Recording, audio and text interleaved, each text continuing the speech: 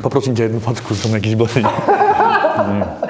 Volám sa Michal Baláš a som spolumajiteľ spoločnosti Nario. Zariadzujeme interiéry, máme vlastnú výrobu nábytku. Moja pozícia vo firme je v podstate, že mám teraz na starosti štúdio v Bratislave. Na akú príležitosť si vybral tento oblek? Stále chodím na rôzne spoločenské podujatia, ako teda zástupca našej firmy. Dlho hľadám vždycky niečo proste, či už je to košela alebo samotný oblek, že aby som vyzeral dobre, ma neťahal a tak ďalej, takže aby mi to sedelo. Takže konečne som niečo také našiel a myslím si, že za rozumné peniaze. Odporúčil by si teda po tejto skúsenosti Justin Paukin?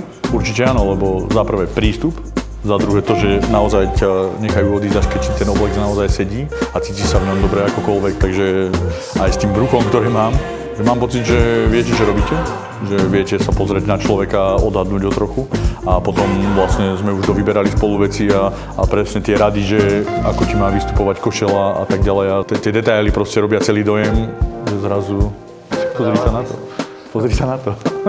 Za mňa, keď chcete vyzerať čik, tak určite choďte do Justin Paukin. Ak aj vy poznáte niekoho, kto má takéto problémy a nevie zohnať oblek kvôli svojim oblým tvarom, aby mu sedel, tak označte ho do komentára a ja poprosím Justin Paukin, aby vám dal zľavu. Čo poviete? Dobre, nie?